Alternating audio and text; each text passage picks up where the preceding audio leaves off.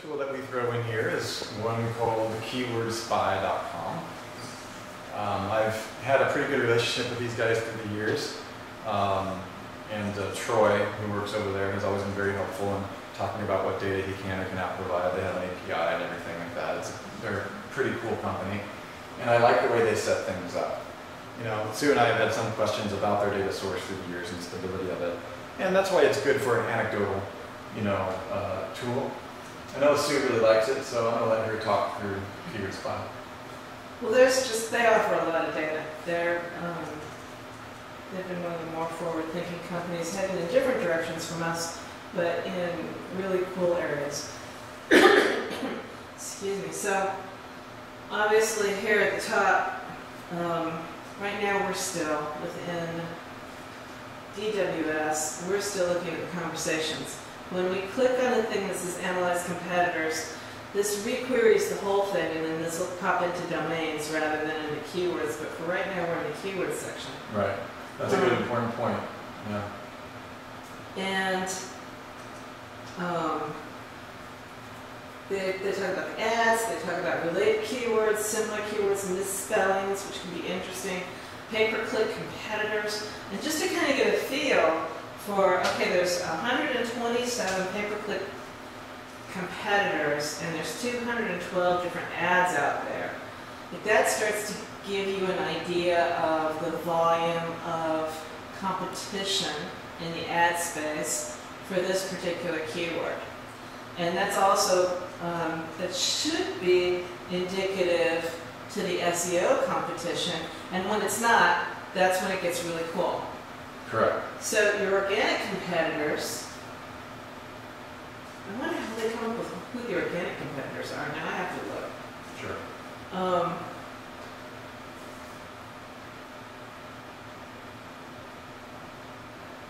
Fascinating. Okay, this is what I love about these guys. So they're looking at this particular domain, and they're saying that they rank for something like 3,800 different keywords. Yeah, that's some of the most valuable keyword data out there. Yeah. You know, and you want to really look at their organic functionality.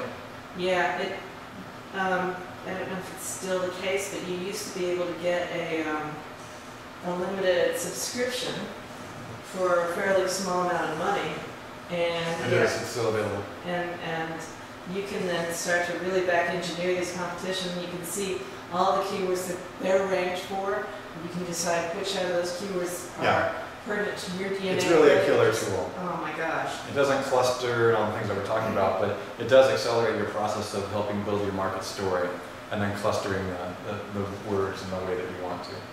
Right. So now if I just look at related keywords, these are keywords that they think are related to real estate investing.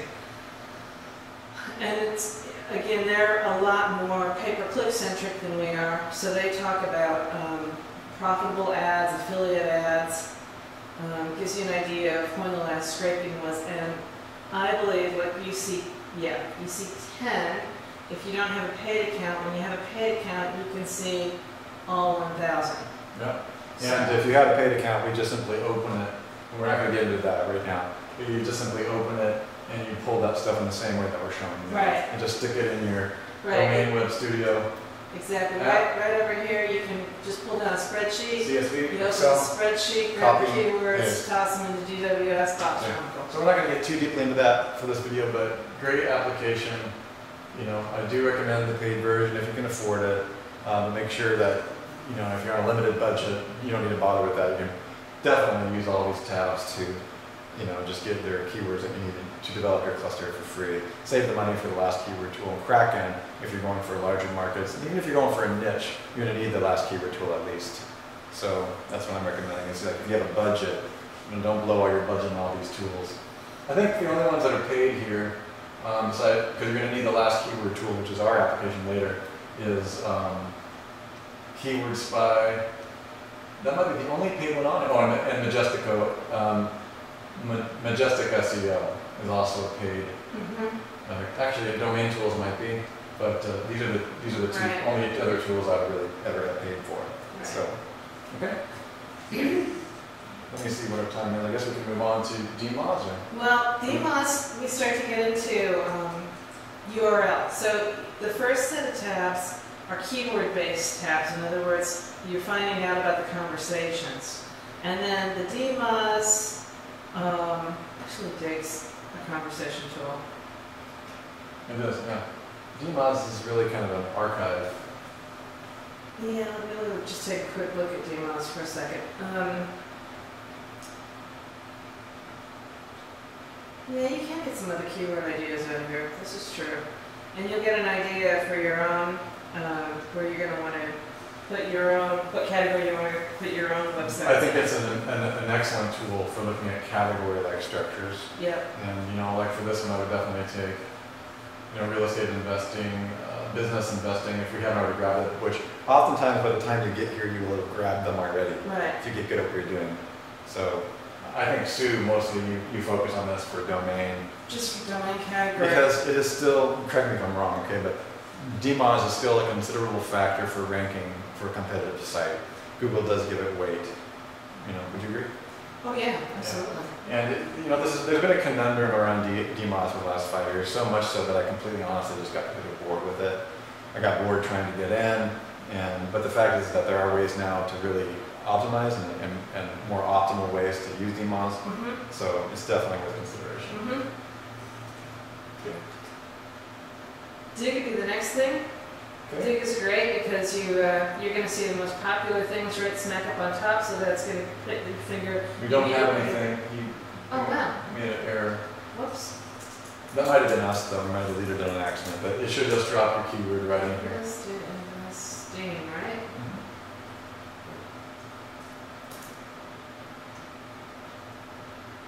It's possible too that We don't have anything. Dig only. High volume. Okay, so we had a little error. You're going to find that once in a while. But Dig is really a syndication. What's that? It came back. I just did it again. Okay, cool. Here you go. Here's the time. I like the graphs here. It shows what's been dug around your topic. I consider this a really contemporary type research tool. Right. Like, what's the conversation now? Right. Made popular 9 days ago. Made popular in June. Made popular in January. So, yeah, this is getting stale in my humble opinion pretty quickly. Which is interesting because it means that people aren't really syndicating. You know, there's software tools that you can use to syndicate things very quickly and rise above the fold and dig. And these are definitely secret things in our arsenal that friends of ours have made. You know, and if you want to go this route, I think, Sue, you probably consider this like in the second tier and third tier network where you're doing the social media and the rest. You know? Right. So yeah, it's a bookmarking, so it goes in the outer. Yeah. You know, goes beyond the scope of this conversation, but depending upon your business model, you really need to decide whether or not this kind of stuff is going to help you. For example,